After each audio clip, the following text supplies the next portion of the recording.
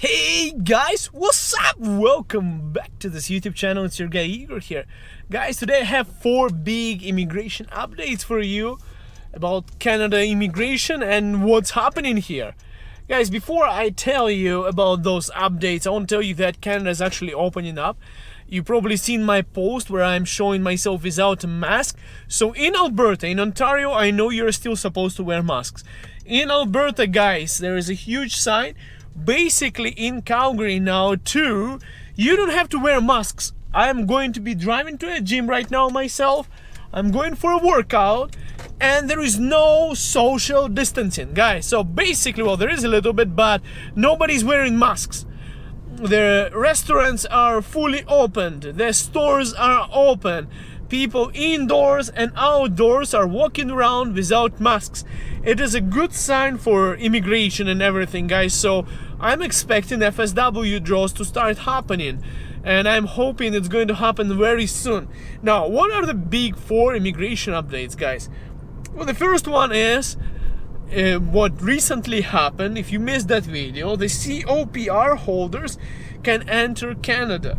So if you have a COPR, you are travel exempt. Now there's still some travel restrictions into Canada, but one of the biggest updates is that if you got your COPR, you can come to Canada. And if your COPR is expired, check your email and see if you got your email from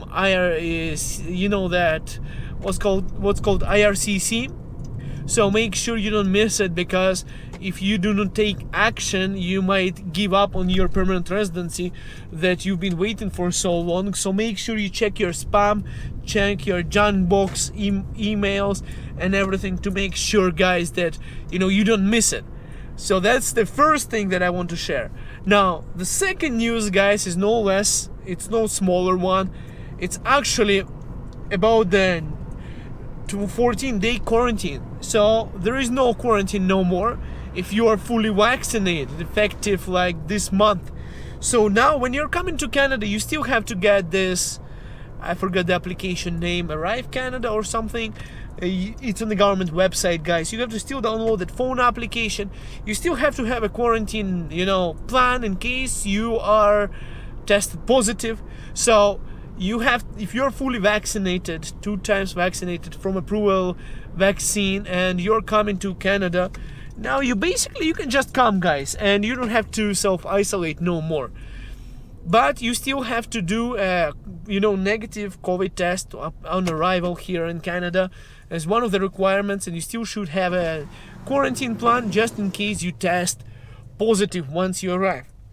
Next big part, guys, well, before I tell you that, guys, I want to actually answer some questions. I have a lot of you guys watching this channel from Vancouver, from Toronto, and a lot of you guys are coming here to Calgary and planning to, migrate to Calgary in August, September. I have a lot of people who are calling me on a daily basis from those 2 cities, because Calgary real estate is just so much more affordable than Toronto or Vancouver. And I have these conversations with so many immigrants on how Toronto is overhyped, how every single immigrant coming from another country goes to Toronto. Like, where are you going in Canada? I'm going to Toronto. Where are you going? Vancouver.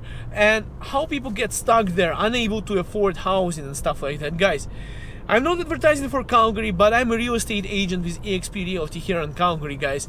A full-time real estate agent, and I'm here to help you answer your questions and help you buy your home in Canada. I'm licensed for that, and I'm qualified for that to help you. And I work with a big team of people who are very professional. Anyways, back to the topic.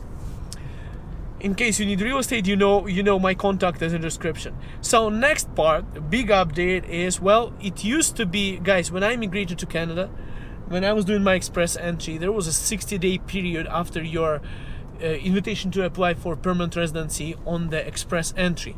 Guess what, guys? They extended it due to COVID to 19 days. Now it's back to 60 days. So that's another sign that Canada is coming back to normal. So you have 60 days. I know it's less time, and I know you're like, Igor, it's not a good news, but it's a big thing that you should know, guys, that if you're planning to immigrate to Canada, you have less time now, and it's a sign that everything is going back to normal. Another part, guys, is proof of funds. So they increased the requirement of how much money you need. It's not a good sign, guys, but it's a good sign because they are basically a sign that we are opening up again. Now, I'll leave the link in the description of this video, guys, for you to see how much money you need as a proof of funds to immigrate to Canada. But if you're no longer eligible under this proof of funds, you will still have to look at your application and provide with the update, guys. You are probably, if you're working with immigration consultant of your own, they would advise you on that, guys. Myself, I recently had to do a CLP test. It's actually so much better than IELTS. So for those of you guys who are asking, like, Igor, is CLP easier than IELTS? My answer would be yes. It's way better, it's easier, and I believe it's also cheaper than IELTS. Now, I know there's some commotions happening for the IELTS test for all of you guys who are from India. There is another company buying that company out, but I'm not going to be interfering with that. You probably know more details on it yourself. But if you're asking me, is IELTS easier or the CLPP is easier, I like CLPP more, because you don't need to deal with crazy British or other accents of English. You deal with the very clear, easy to understand Canadian English accent. You're dealing with work-related situation and not some research paper on some kind of arthropods or like some nonsense you have never heard it before. And it's more on a generalized topic. So like the writing part is you have to write an email to your friend, right? So writing part is easy. A speaking part is better. You just write it, you just speak to the microphone, and everything is done in 3 hours in one sitting. So my suggestion for you guys is to do CLPIP, because it directly corresponds to the, to the Canadian language benchmark, and it's, in my opinion, is better. Anyways, guys, well, thank you so much for watching this video. Give the video a big fat thumbs up, and we'll see you in Canada. All the best. Love you all.